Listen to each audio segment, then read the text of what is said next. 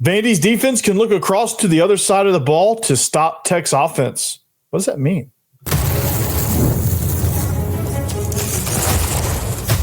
You are Locked On Vandy, your daily podcast on the Vanderbilt Commodores, part of the Locked On Podcast Network, your team every day.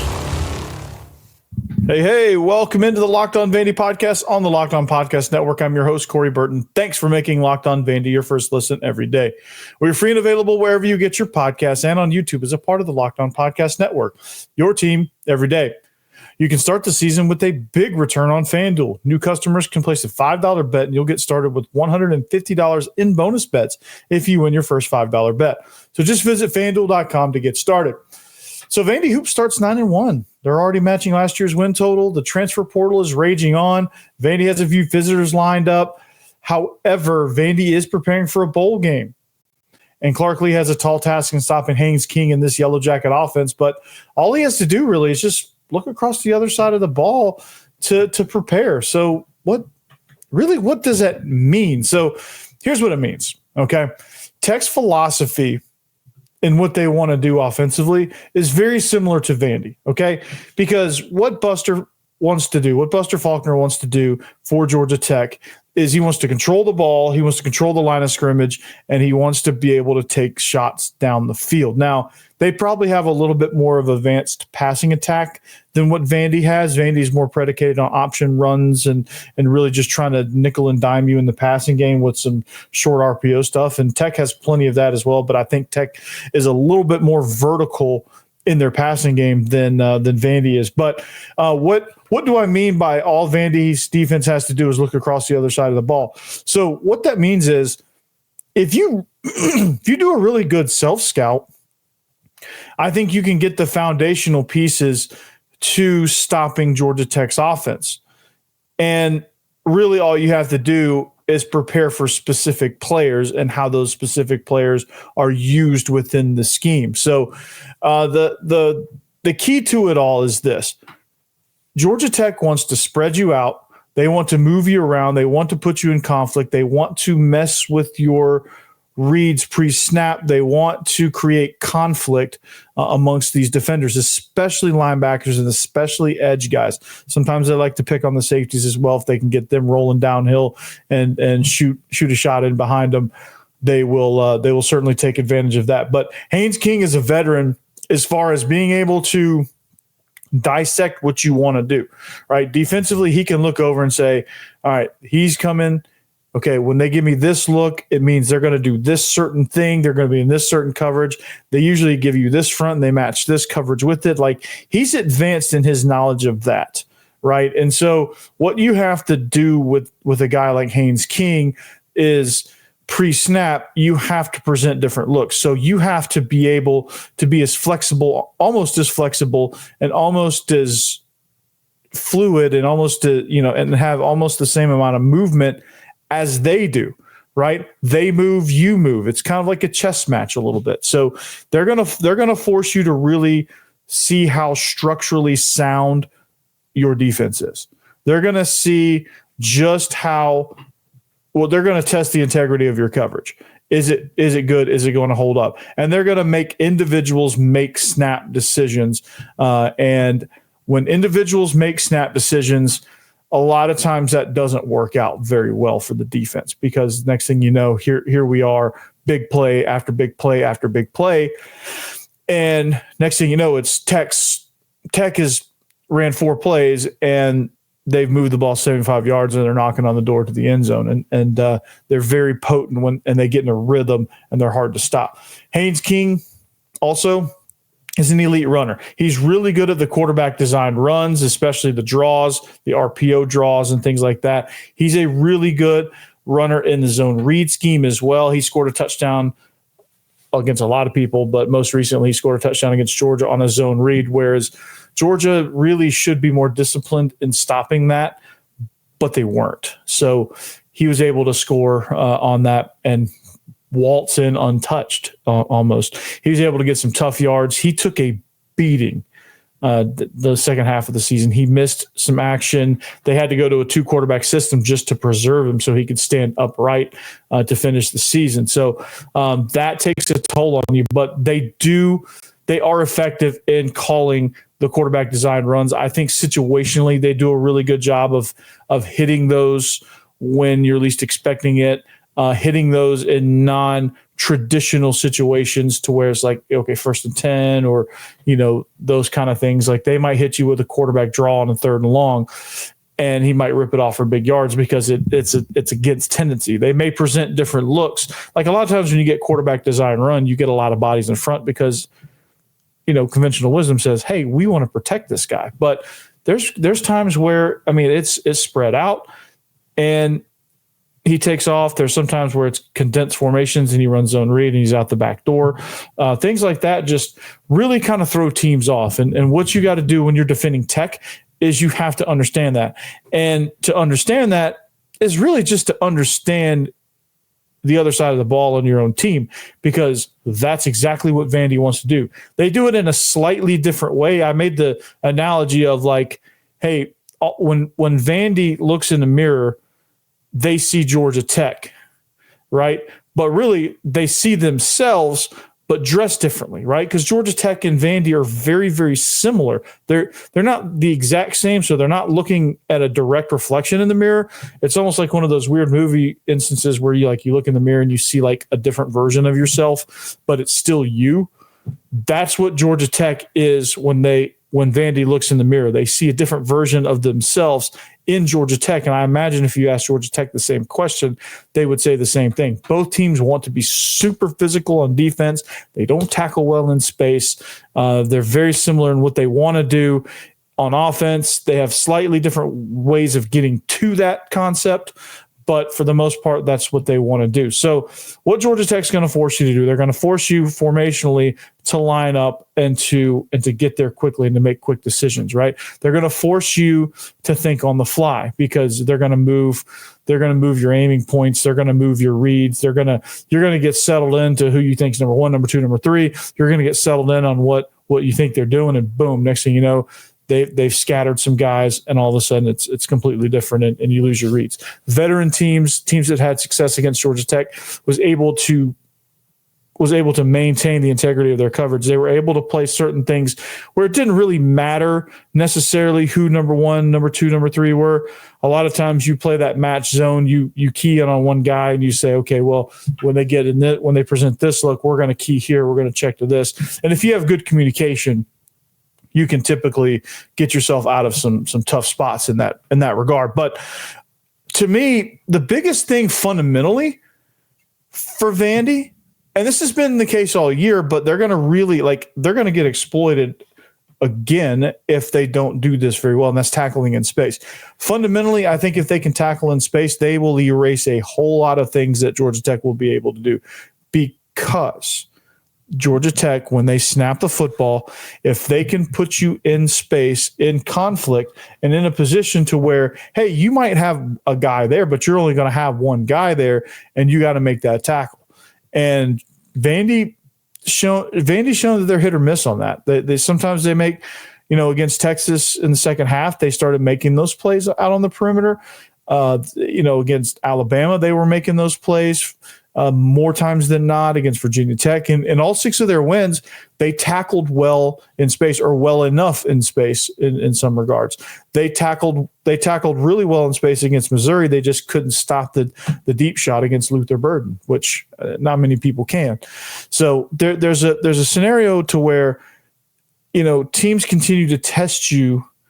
Like Alabama's a very vertical team, so as long as they could disrupt a lot of their vertical releases, and as long as they could cover them and cover that horizontal space and try to take away easy throws for Jalen Milroe, they were going to win that game. Same with Missouri. Missouri wanted to run the ball and push the ball down the field to Burden. That's what they wanted to do. Auburn didn't know what the hell they wanted to do. Kentucky, I don't think, had a really good plan. They were struggling, but you could tell they wanted to push the ball deep, intermediate to deep, to Key and to Barryon Brown. They just couldn't do it. And I don't know what was going on with them. South Carolina had an obvious They had an obvious identity, and they played really well to that. Offensively, get the ball to Rocket Sanders, get him out on the edge quickly, and force guys that don't want to tackle a big running back to tackle a big running back. And Vandy proved that they had a less of an appetite as the game wore on. So LSU, they force you to tackle in space. They completed easy throws, got Nussmeier in a rhythm, and forced you to tackle in space. Vandy didn't do it against Tennessee. They didn't do it. They didn't tackle in space worth a dang against LSU and Tennessee. And those games kind of got away from them. The scores were a lot closer, and that's just because of Vandy's resiliency, but they didn't tackle well in space. So Georgia Tech's going to force you to do that. And the reason I say that all they have to do is look across the other side of the ball, that means that on their own team, Vandy wants to put you in space. Vandy had their success by forcing you to tackle in space. They're going to throw it short and force you to come up and make a play, right? And then after you do that over and over and over again, Vandy's going to test your ability to tackle in space, and they're going to test your patience. Are you patient enough to come down and take a 2-3 yard gain, 4 or 5 yard gain? Are you patient enough to make a team drive on you, or are you going to get super aggressive, come up too fast one time and get one launched over your head, right? That's what Georgia Tech is praying for, and that's what Vandy's praying for. Georgia Tech is a very patient offense, I've noticed, and they take their shots when you give them to them, but they're happy. They're happy taking 5 yards if you can make that tackle. If you can't, they're going to rumble ahead for 11, 12, 13 yards, and sometimes they may even rip off a really big play because you're out of position, because as a defense, you get impatient and you try to make a big play to make a big stop, when in reality, you have to continue to slowly close down the space and accept short gains if you're going to play against a defense like this. It's bend, don't break. Force Georgia Tech to get impatient and to say, okay, enough is enough. We need to take a shot now. If you can force them to do that, I think you're good. And then the last point, to really stop Haynes King, right? You have Jamal Haynes, who's the running back, which if you can wrap him up, that guy runs hard. You've got to bottle him up, right? You've got to surround him, and you've got to wrap him up, and you got to tackle in space, and you've got to just tackle in general, right? But for Haynes King, fundamentally, I think if you're going to stop him in the passing game, you have to pressure and push the pocket from the inside. You have to maintain your rush lanes on the outside, controlled rush, and then let the inside guys do all the work. Because if you can get his eyes down to the rush, you can get him and then just collapse the pocket on him like a vice grip, like it's like a boa constrictor. You just condense it down on him, right?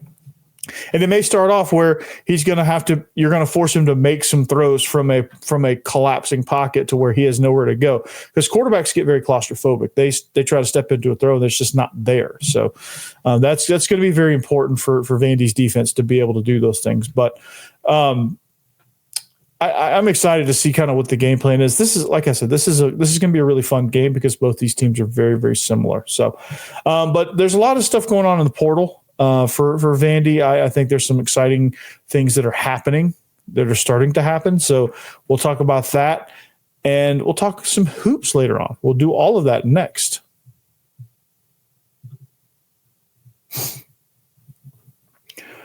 All right, this episode is brought to you by FanDuel.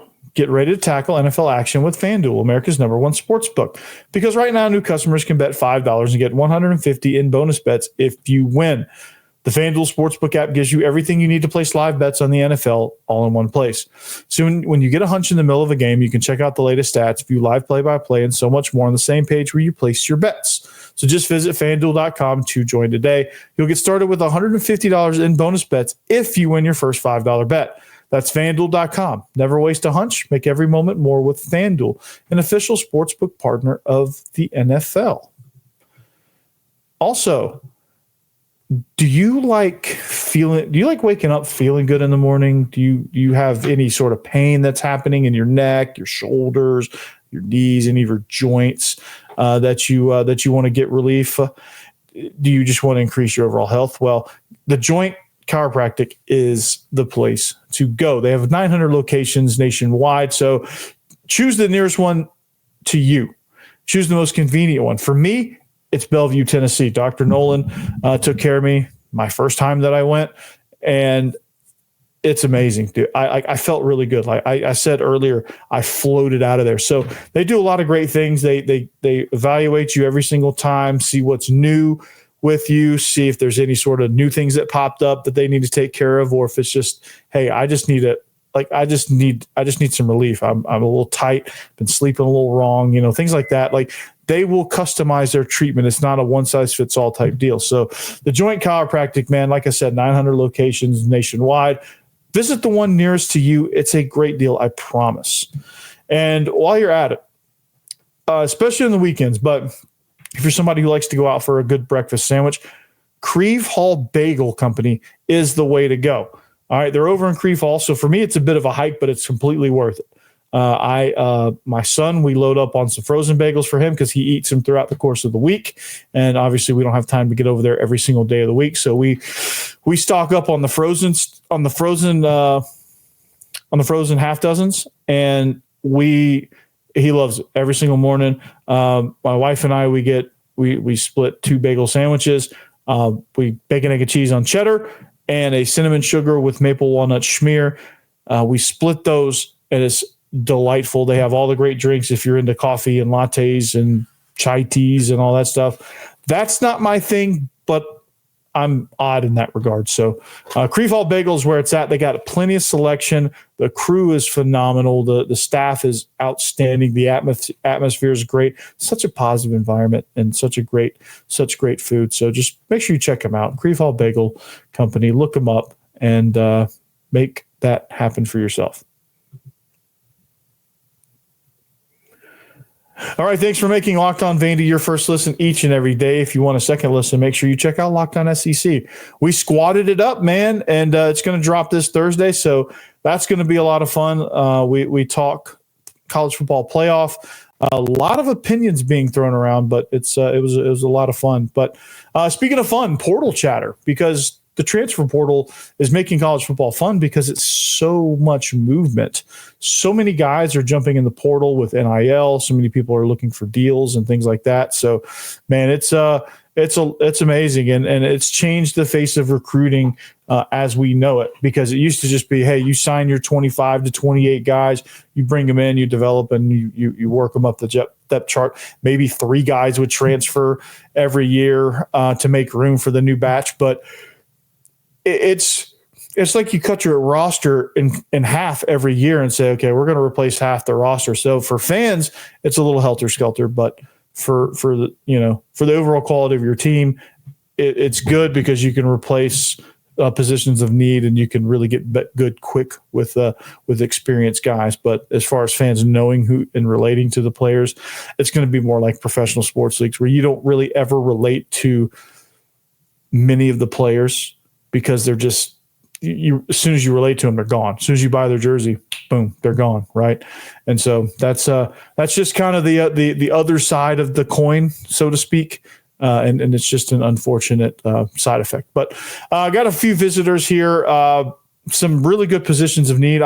I'm really excited about some of these guys. You have SEC experience. Antonio Kite coming in from Alabama.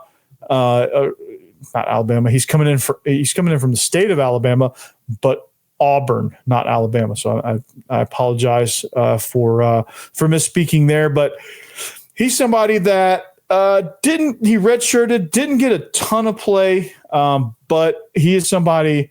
He's 6 foot, 175 pounds. He started 4 games for Auburn in 2024, but he is somebody that I think just wasn't a good culture fit at Auburn. And I don't know what the situation is there. He's visiting Vanderbilt. So, obviously Clark Lea and Barton Simmons and the crew want to kick the tires on this because the guy can play. I don't think he wasn't benched because of his because on the field play. And so I think to be able to sign this guy, they want to make sure that the concerns aren't there. The attitude concerns aren't there. Because I think with Colby Taylor, I think you got a little bit of that. Great physically, probably pressed into action a little too soon. Probably not an outside corner with Colby Taylor because he's so long and can't keep up with SEC speed.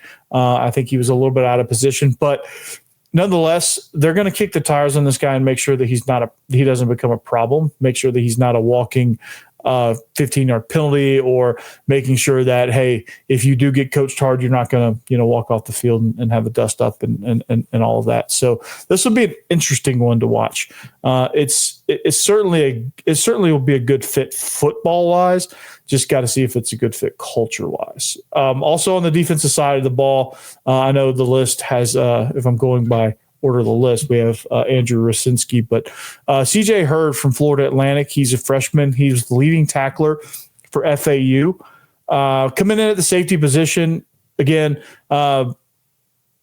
really good player. And with what we're losing with DeRicky Wright and CJ Taylor at the safety position, I don't think Clark Lea wants to have to rely on a freshman and a redshirt freshman right off the bat.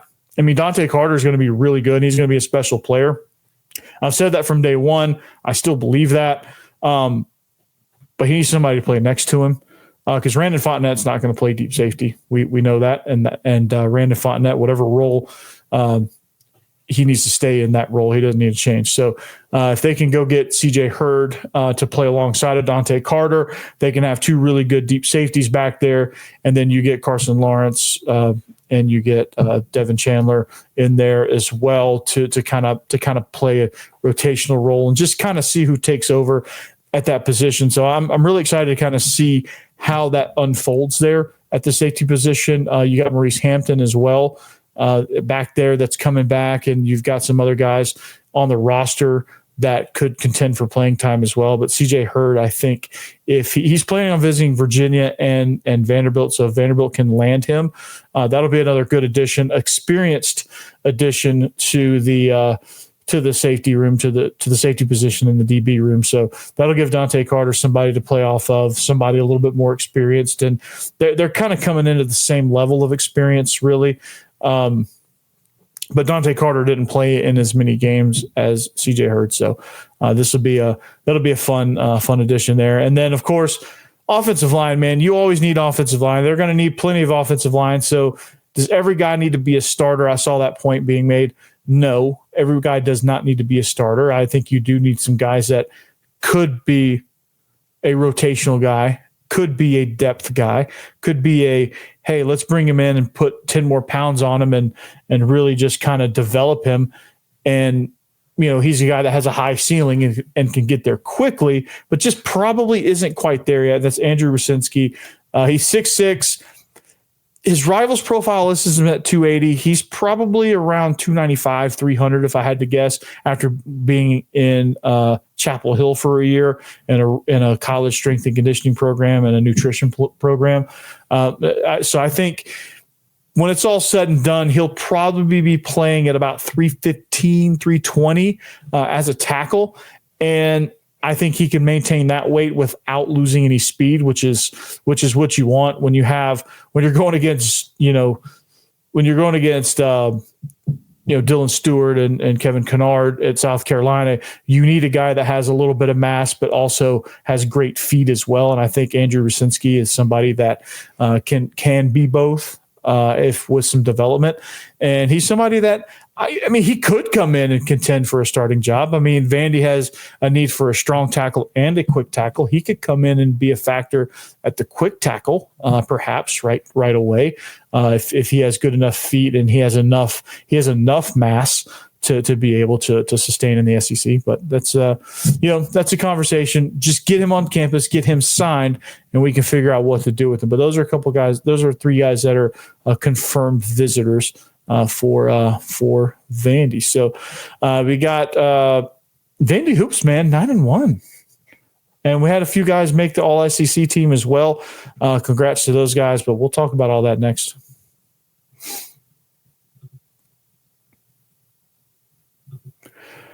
All right. Welcome back. Thanks for listening. We are Locked On Vandy on the Locked On Vandy podcast on the Locked On Podcast Network. Thanks for joining us at Locked On Vandy. You can find us on social media there. Find the show on social media. Find me, Coach Burton 36. That's my personal X account. But I'm really kind of digging this portal season. I think it's going to be fun because Vandy has a lot more of a leg to stand on. They have a lot more to offer this time around because their coach is not a lame duck guy. They're not coming off an abysmal 2-10 season where everybody's just like, Vandy, right? They do have some all SEC selections, so that's exciting, right? Eli Stowers was first team all SEC. Punter Jesse Mirko and returner Martell Height got second team honors with in special teams. Brock Taylor was selected to the third team. Diego Pavia was co-newcomer of the year for the SEC. Obviously, Shane Beamer edging out Clark Lea for coach of the year, and just edging out Sam Pittman. No, just kidding. Anyway, this is exciting. Vandy getting some all conference honors, not just honorable mentions. So that's also something that people can look at when they're considering Vandy from the portal to say, okay, well, maybe this works out well for me. But Vandy hoops, I'd be remiss if I didn't talk Vandy hoops, man. 9-1, already matched the win total from last year. And it just took 10 games to get there. Their most recent win against TCU. And this is exciting, man. Again, sitting at 9-1. And Jason Edwards, man, is going to be an absolute star. And their next game is not until the 18th against the Citadel, so they got a little bit of a break. But this is fun, man. This team. Watching this team is, I just say, a lot of fun, right? I mean, Jason Edwards coming off the bench and scoring 30 points. I mean, the guy just got hot and just started pouring them on. He's becoming a star. You got guys like Tyler Nickel, Devin McLaughlin. Everybody really is just, chipping in. You have Jason Edwards, who is averaging 19 points per game. McLaughlin averaging 10. AJ Hoggard averaging 10. You have Tyler Nickel right there at 9.7. MJ Collins and Tyler Tanner sitting there at 7 points a game. You'll see Tyler Tanner's minutes start to go up because he's starting to become a little bit more reliable there. Every single one of these point guards is amazing. And this is a lot of fun. And, you've got, and there's a lot of guys. Like, what I really like about this is if you look at the average minutes per game, you have 1, 2, 3, 4, 5, 6, 7, 8, 9 guys getting double-digit minutes. 9 guys getting double-digit minutes. So you're getting a lot of guys involved. So think about that for recruiting, right? All you got to do is make the top 9, and you're going to get double-digit minutes per game. And all 9 of those guys are averaging 5 points a game or more. And that's pretty good, right? You don't have a superstar that's dominating the ball. You don't have a guy that everyone's going to be able to key on.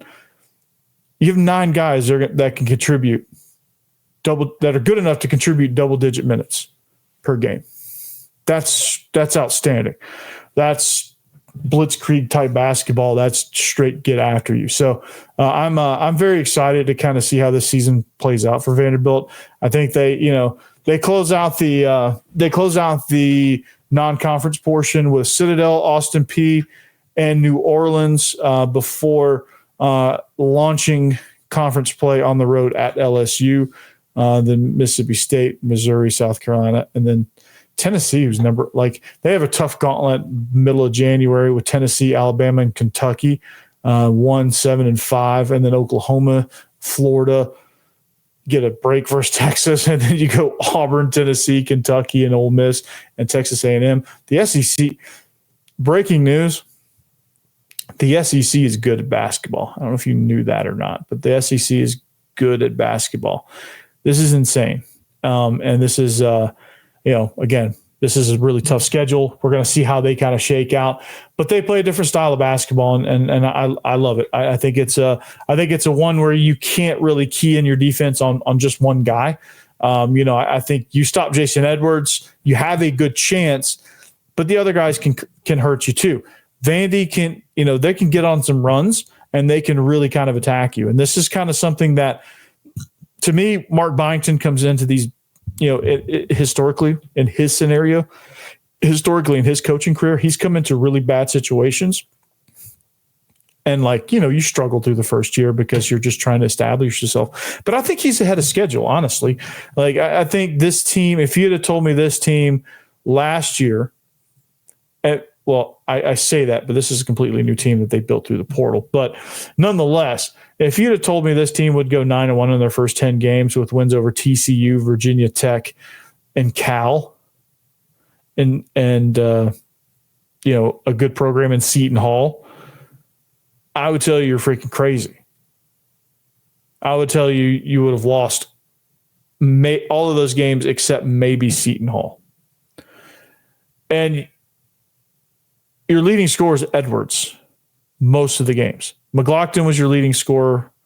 Then you had Edwards for 3 games. Then Hoggard against Nevada was your leading scorer. Tyler Nickel against Seton Hall.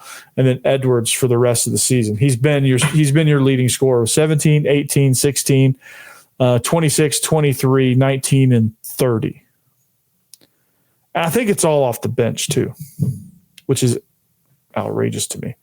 But this team, nonetheless, this team's going to be fun to watch. So as we're waiting on pins and needles for Diego Pavia's decision, after the bowl game, when the conference title, when the conference basketball play starts, I think you're going to have a really good winter of some good sports while you're waiting on transfer portal news. You can also watch some good basketball as well. But that's going to do it for Locked On Vandy. Thanks for making us your first listen each and every day. Find us on social media at Locked On Vandy on social media. Find the show. So subscribe. Let's get to 1,000.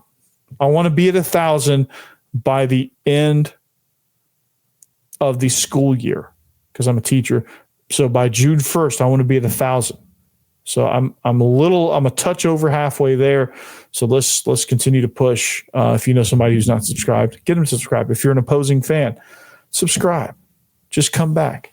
All you got to do is subscribe. But that's going to do it. Thanks for listening, and we'll catch you back here next time on the Locked On Vandy podcast on the Locked On Podcast Network. Peace. Anchor down.